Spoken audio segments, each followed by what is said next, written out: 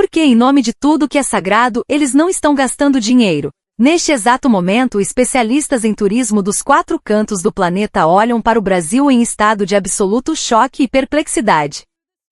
Apesar de estarmos testemunhando a maior onda de turistas estrangeiros da história varrendo este país como um tsunami avassalador, o indicador crucial, o gasto per capita, ou seja, o valor médio deixado por cada visitante, sofreu um colapso estranho e vertiginoso.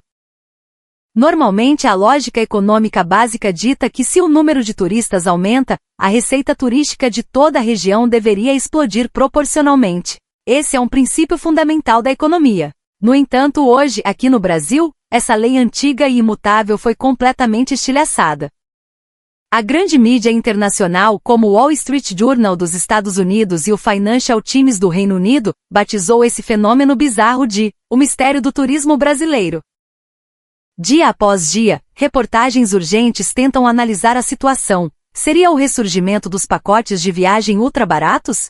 Ou será que a inflação brasileira está tão alta que obrigou os turistas a fecharem suas carteiras com força?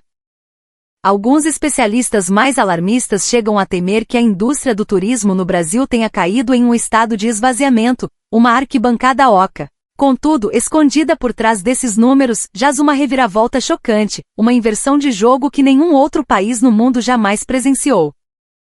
As populares séries brasileiras, os produtos da economia criativa e a moda e beleza do Brasil geraram uma mudança de comportamento sem precedentes, que está subvertendo os modelos de turismo existentes desde a sua raiz. Especialmente após o sucesso estrondoso de uma série dramática chamada Sombras do Rio, nas plataformas de streaming globais, locais específicos do Rio de Janeiro se transformaram em santuários sagrados, abalando até mesmo o fluxo econômico da nação.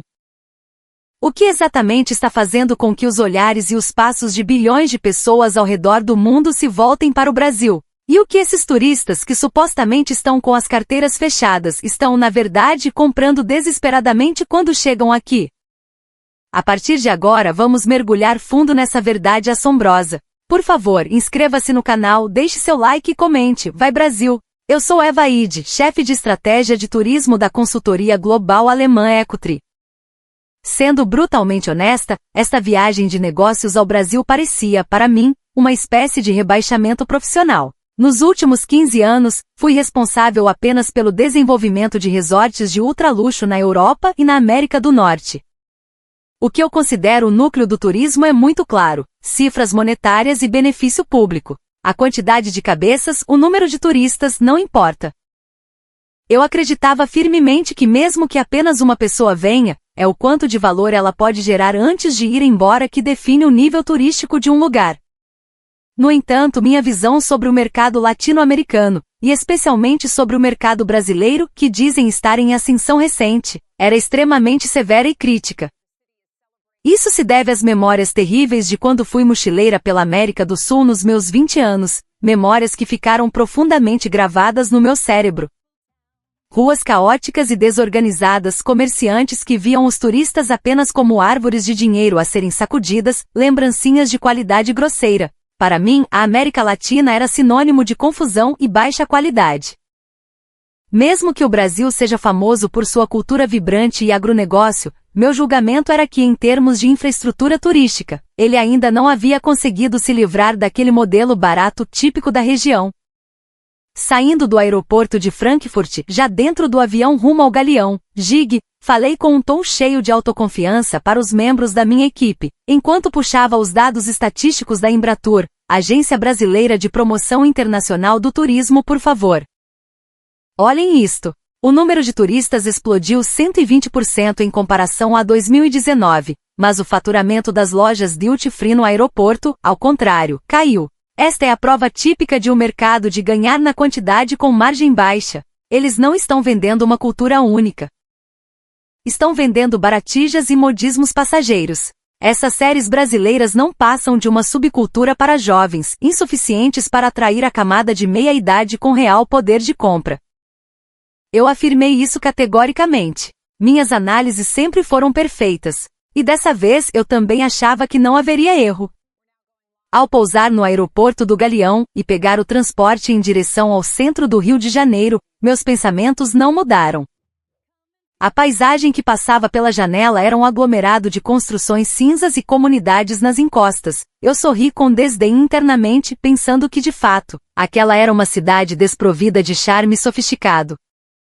Porém, no instante em que entrei na Lapa, o coração boêmio da cidade, a cena que se desenrolou diante dos meus olhos foi suficiente para fazer todos os meus pensamentos pararem temporariamente. A princípio, pensei que estava ocorrendo alguma manifestação política em grande escala ou que algum desastre havia acontecido e as pessoas estavam evacuando, porque os arredores dos Arcos da Lapa eram simplesmente um mar de gente, uma massa escura e compacta. O mais chocante era a composição daquela multidão. Não eram apenas grupos de turistas guiados segurando bandeirinhas. Havia mulheres do Oriente Médio, jovens europeus de mochilão, americanos de estilo despojado e pessoas com roupas coloridas típicas de outros países da América do Sul. A diversidade de toda a humanidade parecia estar em exposição ali, como em um museu vivo. Porque, afinal, eles não estavam visitando o Cristo Redentor ou as cidades históricas de Minas Gerais, como Ouro Preto, mas sim se aglomerando como nuvens de tempestade neste centro urbano barulhento e caótico? Com pressa, sem nem mesmo ter tempo de deixar as malas no hotel, decidi iniciar uma investigação de campo ali mesmo. Ao descer do táxi e caminhar para o meio da multidão, fui esmagada pelo calor humano que sentia na pele. Aquilo não era apenas o barulho de um ponto turístico. Era uma energia febril e intensa, como a que emana de fiéis participando de um ritual religioso preenchendo o ar. Vi um grupo de franceses passando bem diante dos meus olhos. O que eles seguravam nas mãos não eram sacolas de papel de grifes de luxo, mas sacolas plásticas simples de farmácias ou lojas de conveniência. Em uma mão seguravam um copo de açaí ou uma caipirinha, mas o olhar deles... aquele olhar estava mais extasiado e em transe do que o de alguém contemplando a Mona Lisa no Louvre. O que afinal os deixava tão fanáticos? Aquele meu relatório que tratava o Brasil como um destino turístico barato farfalhou no meu bolso, como se estivesse rindo de mim. Naquele momento, uma dúvida cruzou minha mente como um relâmpago. Será possível que a estrutura econômica de uma cidade inteira mude tão radicalmente apenas por causa de uma única série de TV? Pela primeira vez, senti uma pontada de insegurança. Eu havia avaliado levianamente demais o lugar chamado Brasil e a influência do conteúdo que eles criaram. Aquilo não era uma simples moda passageira. Alguma força gigantesca e desconhecida estava engolindo esta cidade. Engoli em seco e caminhei em direção ao centro da multidão. Quanto mais eu empurrava as pessoas para chegar ao meio, o que golpeava meus ouvidos era um coral de múltiplos idiomas. Em meio ao ruído onde inglês, espanhol, chinês e alemão se misturavam, eu conseguia sentir uma ordem misteriosa. Através de um coordenador local, finalmente compreendi a causa daquela situação. A grande culpada era justamente aquela série, Sombras do Rio. Eu tinha ouvido esse nome antes da viagem de negócios, mas a descartei, tratando-a como uma novela para ídolos adolescentes e ignorando-a. No entanto, ao entender a realidade, descobri que essa obra ultrapassou a marca de 3 bilhões de visualizações em todo o mundo. Não seria exagero dizer que ela fez uma lavagem cerebral completa nos jovens de 10 a 20 anos da Europa e das Américas. É um conteúdo de nível monstruoso. E o local onde os protagonistas da série travavam batalhas mortais enquanto repeliam o mal era exatamente esta praça na Lapa. Diante dos meus olhos, desenrolava-se uma cena inacreditável. Centenas de estrangeiros na praça imitavam os movimentos de luta e dança dos protagonistas da série, gravando vídeos para o TikTok. Parecia literalmente uma gigantesca festa ao ar livre. E diante do enorme telão outdoor da Lapa, a cena era ainda mais espetacular.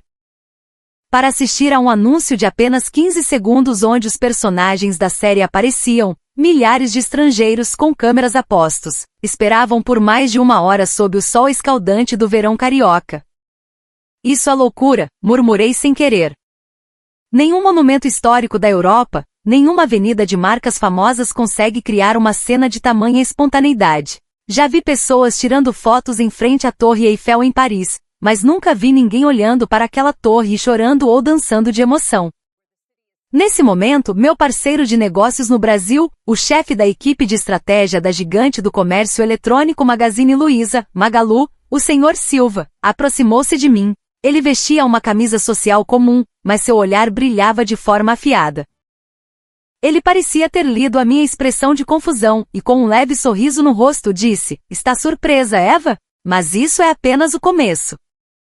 O Sr. Silva pegou um tablet e me mostrou a tela com os dados. Um gráfico com uma linha vermelha subia de forma abrupta. Eram os dados de explosão de compras feitas por estrangeiros no Magalu, na Drogasil e nas lojas americanas. Magalu subiu 343%, Drogasil 106%, lojas americanas 46%. A senhora sabe o que esses números significam? Eu olhei para os dados, mas não conseguia compreender. O faturamento das lojas de marcas de luxo no Shopping Leblon ou na Oscar Freire permanecia estagnado.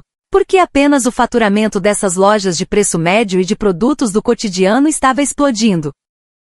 Enquanto eu me sentia perplexa, o Sr. Silva continuou sua explicação. Os turistas que visitam o Brasil agora não vieram fazer turismo. Eles vieram para se tornar os protagonistas da série. As roupas que o protagonista vestiu, os cosméticos que a protagonista usou, a bebida que o herói bebeu. Eles querem consumir as mesmas coisas. Para eles, o Brasil não é um local de turismo, mas a materialização do próprio mundo que eles idolatram. As palavras dele foram como um golpe pesado na minha cabeça. Sim, aquilo não era uma simples viagem de grupo. Era um ecossistema econômico gigantesco que se movia. O conteúdo impulsionava o consumo na realidade, e o consumo reforçava novamente os fãs do conteúdo. Uma estrutura de ciclo perfeito. Até agora eu só compreendia o turismo pelo conceito de ver.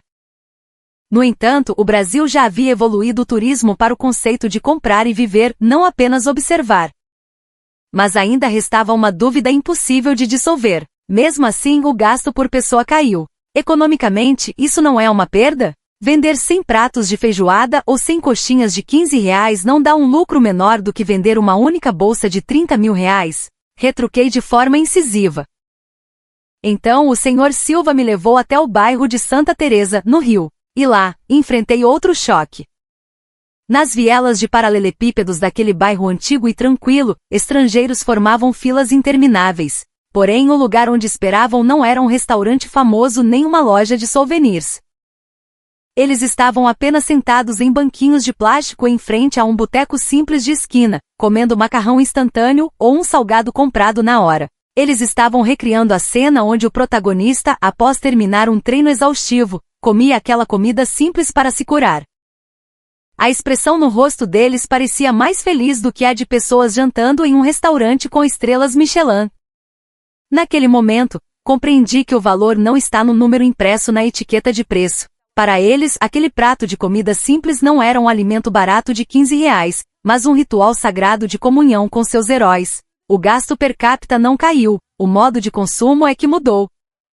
Senhora Eva, a voz do Sr. Silva soou ao meu ouvido. Não é compras de marca. O próprio cotidiano do Brasil tornou-se a mercadoria. As palavras dele, como o sol poente banhando os telhados dos casarões coloniais, infiltraram-se profundamente no meu coração.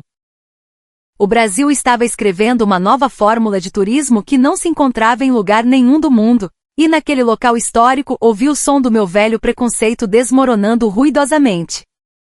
Sob a liderança do Sr. Silva, chegamos a uma unidade da Drogasil em Copacabana.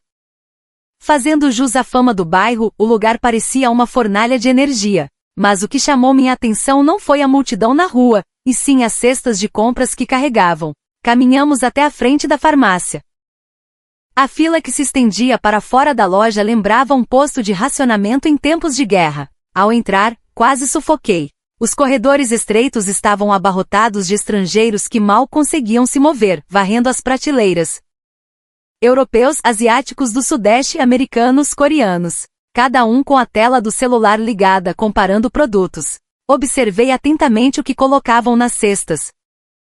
Não eram sérums de luxo de milhares de reais, mas pilhas de máscaras faciais, adesivos para espinhas, cremes de cabelo e protetores labiais de marcas nacionais, produtos de algumas dezenas de reais empilhados como montanhas. O Sr. Silva sussurrou ao meu lado. Eles não estão comprando cosméticos agora. Eles estão comprando a pele dos brasileiros. Essa frase foi um choque fresco para mim. Se a Paris do passado vendia perfume como mercadoria, o Rio de Janeiro de agora vende a pele e a imagem. É uma estratégia de vendas que estimula um desejo muito mais essencial e intenso. Em seguida fomos para uma unidade gigante das lojas americanas.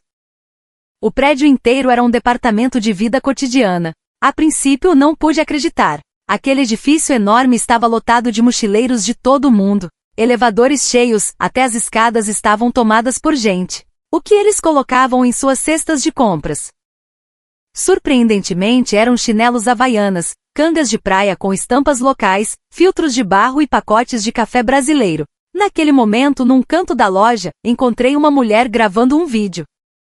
Era a famosa youtuber Mica Torres, das Filipinas. Ela era uma influenciadora cujos inscritos explodiram graças aos seus vídeos de peregrinação aos locais sagrados de Sombras do Rio. Após ser apresentada pelo Sr. Silva e nos cumprimentarmos, perguntei a ela sem rodeios: senhorita Mica, honestamente não consigo entender. Gastar tanto dinheiro com passagem aérea para vir até aqui e comprar apenas essas coisas de poucos reais?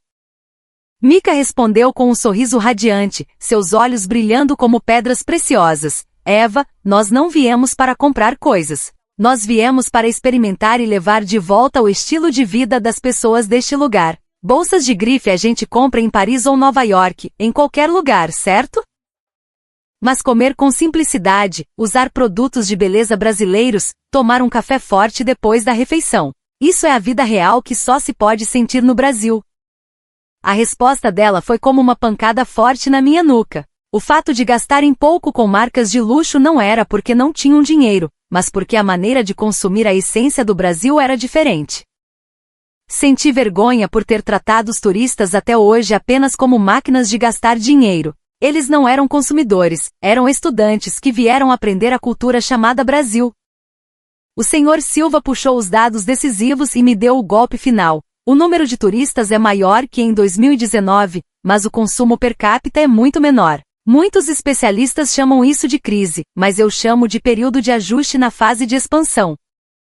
No turismo de experiência, o gasto não se concentra em poucas marcas de luxo, mas se dispersa amplamente para as lojas de bairro, lojas de conveniência e marcas de médio porte.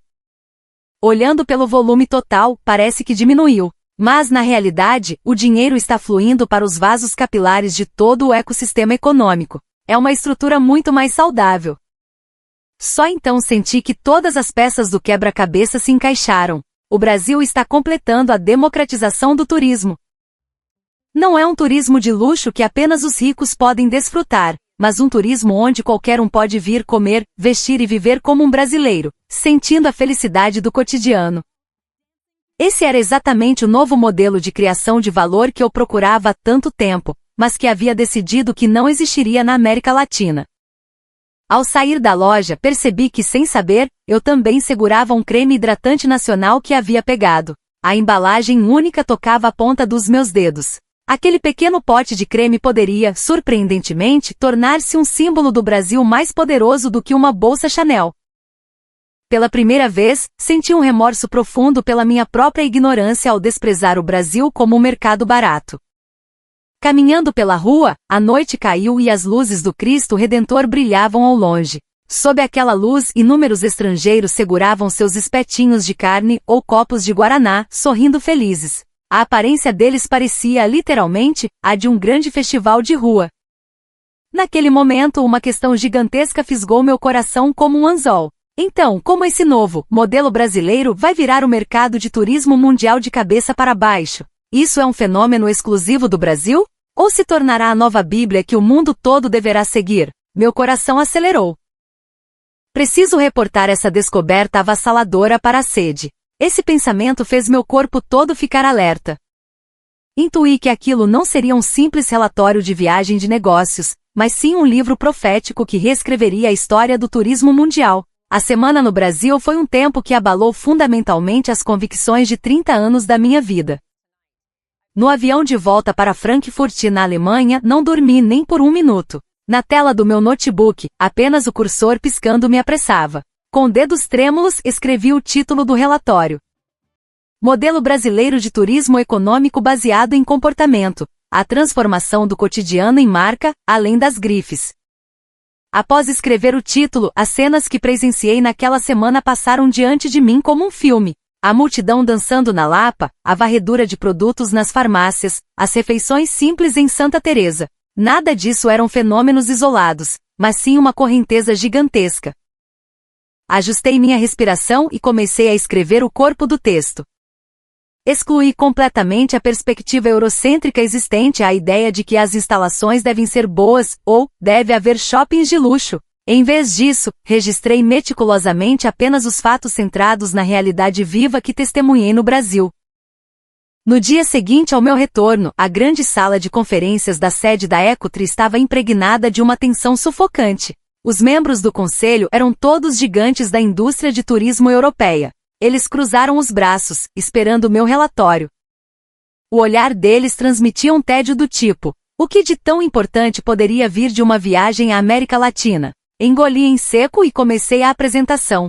O primeiro slide mostrava fotos das lojas duty-free desertas no aeroporto ao lado de fotos das lojas americanas transbordando de gente. O contraste extremo fez a sobrancelha dos diretores se mover.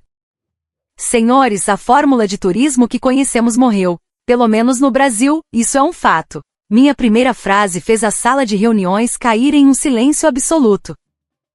Continuei apresentando os dados, a mudança no padrão de consumo dos turistas que visitam o Brasil, o aumento no tempo de estadia e os números explosivos de reincidência de visitas. Eles não vão ao Brasil para comprar Louis Vuitton. Eles vão ao Brasil para se tornarem brasileiros. Isso não é consumo, é um conto de fadas. Porque marcas de luxo basta ter dinheiro para comprar. Mas o estilo de vida brasileiro é uma experiência rara que só se pode obter indo pessoalmente ao local. O Sr. Uric, com um tom de insatisfação, questionou: Eva, então qual é a conclusão? Se eles não gastam muito, isso não significa que não há lucratividade? Eu não preciso analisar especificamente esse tipo de mercado barato, preciso? Como se estivesse esperando por essa pergunta, retruquei: não é que não haja lucratividade. A estrutura do lucro é que mudou. Antigamente, apenas os duty-free e os hotéis ganhavam dinheiro. Agora são as lojas nas vielas brasileiras, as farmácias, as pequenas e médias marcas nacionais que estão lucrando. Isso significa que o efeito de gotejamento, onde o benefício econômico do turismo se espalha por todo o país, foi perfeitamente realizado. E então, o mais importante. Fiz uma pausa e proferi a conclusão vital: o turismo brasileiro não está em crise. Pelo contrário, o mundo todo está na posição de ter que imitar o modelo brasileiro o mais rápido possível. O turismo sustentável e centrado no local que nós tanto pregamos, o Brasil já atingiu em sua fase de conclusão através dessa arma poderosa que é o seu conteúdo exclusivo. O Conselho entrou em choque. Para eles que até hoje só viam a América Latina como um destino de férias baratas, o fato de o Brasil estar definindo o novo padrão de turismo era uma verdade difícil de aceitar. O burburinho aumentou. Alguns balançavam a cabeça como se não pudessem acreditar. Outros, com expressões sérias, começaram a fazer anotações. Virei para a última página do relatório e desferi o golpe final. Agora, se não aprendermos com o Brasil, em 10 anos nossa empresa será eliminada pelo mercado latino-americano. O Brasil não é mais um perseguidor. Eles são os líderes que já estão correndo à nossa frente. Ao terminar a apresentação e me sentar, minhas mãos tremiam levemente. Mas, no fundo do meu coração, algo quente subia. Era a convicção que só quem encarou a verdade pode sentir. O fato de que o lugar que eu tanto desprezei, o Brasil, estava mostrando o futuro da indústria do turismo à qual dediquei minha vida, me causava um sentimento de reverência. Naquela noite, olhando a paisagem noturna de Frankfurt pela janela, caí em pensamentos sobre a paisagem urbana da Europa, luxuosa mas de certa forma estagnada, sobrepunha-se a noite vibrante e cheia de vida do Rio de Janeiro. Será que os brasileiros sabem que o cotidiano comum deles já se tornou a arma mais poderosa para encantar o mundo inteiro? Comecei a invejá-los. Por outro lado, senti medo do potencial deles. O dado já foi lançado. Meu relatório será uma pequena pedra atirada no lago da indústria de turismo europeia, que acabará gerando ondas gigantescas. O dia de pagar o preço por ter subestimado o Brasil não está longe. Sorri silenciosamente e ergui minha taça de vinho. Pela vitória do Brasil e por mim mesma, que percebi a verdade antes de qualquer outra pessoa. O ar na sala de reuniões congelou como as estepes da Sibéria. Minha declaração bombástica de que o Brasil se tornou o padrão mundial de turismo, certamente feriu o orgulho desses altos executivos europeus conservadores. O vice-presidente da Ecotri, Sr. Miller, que também é um gigante da Academia de Turismo Europeia, tirou lentamente os óculos e me encarou. Seu olhar estava cheio de desagrado e ceticismo. Eva, você ficou louca? Um simples país latino-americano, um lugar que há 10 anos só vendia pacotes baratos, está mais avançado do que nós? Séries de TV e afins não passam de uma moda passageira como um tufão. A moda um dia desaparece, mas os clássicos são eternos. Nós temos o Coliseu de Roma, a Torre Eiffel de Paris, a Tower Bridge de Londres. Você acha que essas coisas vão desmoronar da noite para o dia? As palavras dele atraíram a concordância de outros executivos que começaram a murmurar. É isso mesmo, o Brasil só teve sorte. É um lugar onde jovens sem dinheiro vão. Esses escárnios chegaram aos meus ouvidos. Se fosse a eu do passado, provavelmente teria concordado com a cabeça. Mas eu já havia aberto a caixa de Pandora e testemunhado a luz da esperança dentro dela. Respirei fundo. Algo quente brotou do fundo do meu peito. Não era simples rebeldia, mas uma raiva instintiva contra aqueles que desprezavam a energia vital e viva do Brasil que eu vi com meus próprios olhos e senti na pele. Senhor vice-presidente e senhores executivos, enquanto nos escondíamos atrás do rótulo de clássico e ignorávamos a realidade, o Brasil criou um novo clássico. Dei play no vídeo que havia preparado. Na tela surgiu a imagem noturna iluminada do Pelourinho, em Salvador, ou talvez as ruas históricas de Ouro Preto. Sob a luz suave, milhares de estrangeiros vestindo roupas diversas caminhavam pela área histórica. Eles não estavam simplesmente olhando para os prédios. Parecia que tinham viajado no tempo para o passado, arrumavam suas roupas, cuidavam de seus passos, respiravam o ar daquela época. Por favor, olhem isto. Eles não são turistas. Eles são viajantes do tempo. Nós exibimos nossos monumentos como relíquias empalhadas, mas o Brasil transformou seus monumentos em palcos vivos. Senhor vice-presidente, no Coliseu que o senhor mencionou, os turistas vestem roupas de soldados romanos. Experimentam o treinamento de gladiadores e derramam lágrimas? Não, eles apenas tiram uma foto e vão embora. Mas no Brasil é diferente. Eu aumentei o tom de voz. Os senhores querem medir o Brasil com avaliações antigas, mas eu testemunhei o futuro lá. Isso não é uma área de avaliação, é um fato claro que foi observado. A sala de reuniões caiu em silêncio novamente. A testa do vice-presidente Miller franziu-se ainda mais. Mas esse silêncio era diferente do anterior. O burburinho desapareceu, substituído por confusão e medo. Eles não consomem a nossa cultura, nem respeitam a nossa cultura, apenas vêm olhar e vão embora. Mas quem vai ao Brasil admira o Brasil, estuda o Brasil e até quer se tornar brasileiro. Isso é, exatamente, poder de dominação cultural. A influência que tentamos exercer sobre a América Latina nos últimos séculos, o Brasil reverteu em poucas décadas, sem disparar um único tiro, apenas com a força da cultura. Minhas palavras penetraram como espadas nos corações deles. A arrogância com que olhavam de cima para a América Latina e para o Brasil começou a rachar. Aproveitei a brecha e desferi o golpe mortal. Agora, se não reconhecermos o Brasil em 10 anos, os viajantes de todo o mundo vão se lembrar da Europa como um museu entediante, e do Brasil como um paraíso vivo. A escolha está em nossas mãos. Naquele instante, senti que não estava defendendo o Brasil, mas sim de pé sobre a crista de uma onda gigantesca de mudança nas tendências mundiais do turismo. Essa onda se tornaria um tsunami imparável, engolindo este continente apegado a velhas ideias. Aproveitando a mudança de atmosfera, saquei outra carta na manga. Era a história sobre os navios de cruzeiro que entravam no Porto de Santos e no Porto Maravilha. A imagem de um navio de cruzeiro gigantesco atracando no porto apareceu na tela. De cruzeiros gigantes de 150 mil toneladas, milhares de turistas multinacionais desembarcam. Prestem atenção na cidade de Santos ou no Rio. O tempo de permanência dos passageiros de cruzeiro é de apenas 6 a 8 horas. Do ponto de vista econômico tradicional, este é o pior produto turístico. Não se hospedam, no máximo fazem uma refeição, e nem tem tempo suficiente para compras. Numericamente, o gasto per capita é irrisório. Um executivo assentiu com a cabeça. Não estão apenas de passagem? Não dá dinheiro, só deixam lixo. Errado, interrompi categoricamente. Naquelas 6 horas, eu vi os olhos deles. Assim que desembarcam, correm para as lojas de conveniência, sentam no chão de uma feira de rua para comer pastel, observam a habilidade dos cozinheiros brasileiros e soltam exclamações de admiração. Naquele curto período, o dinheiro que gastam pode ser apenas alguns milhares de reais, mas sabem o que eles reservam no navio de volta? Passei para o próximo slide. Os dados eram surpreendentes. Um resultado de questionário mostra que mais de 60% das pessoas que pararam no Brasil em cruzeiros responderam que pegariam um avião para visitar o Brasil, novamente dentro de um ano. Aquelas 6 horas não foram um simples turismo, foram um trailer gigantesco. Eles que assistiram ao primeiro episódio da série chamada Brasil, agora visitarão o Brasil novamente para ver a temporada completa. Nessa próxima vez, a estadia não será de 6 horas, mas de 6 dias. Ou até 16 dias. O Brasil, agora, não está contando as moedas de troco na frente do caixa, está cultivando o campo gigantesco dos futuros clientes fiéis. Lembrei-me de um casal de idosos britânicos que encontrei pessoalmente.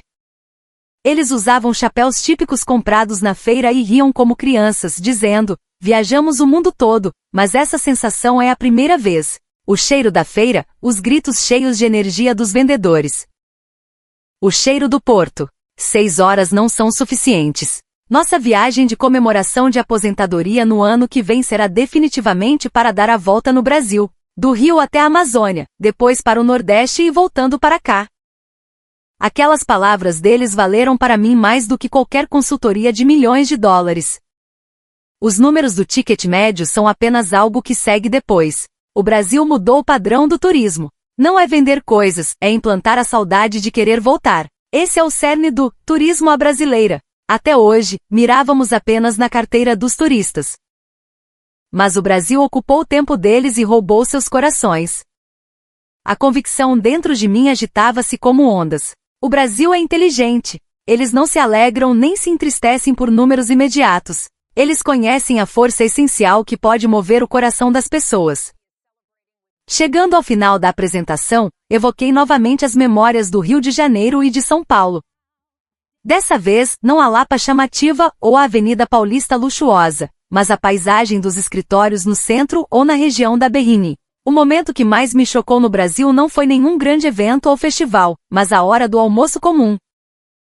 A imagem dos trabalhadores com crachás no pescoço, segurando um cafezinho e caminhando. As fotos projetadas na tela eram cenas de rua mais do que comuns no Brasil, mas os executivos pareciam não entender o que aquilo tinha de especial.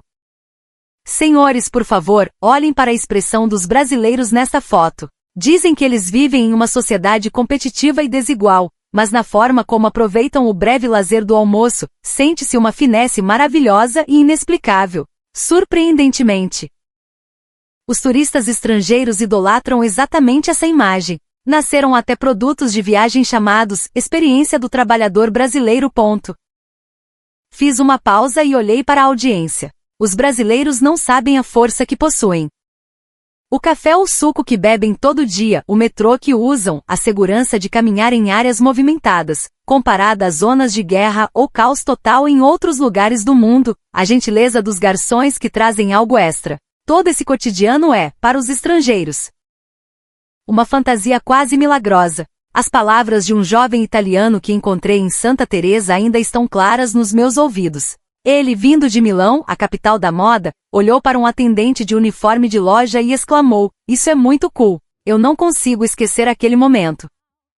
Nós investimos bilhões de euros para criar marcas. Mas no Brasil, a própria vida de cada habitante se tornou a marca. A amabilidade deles, a paixão deles, a forma como se organizam no caos.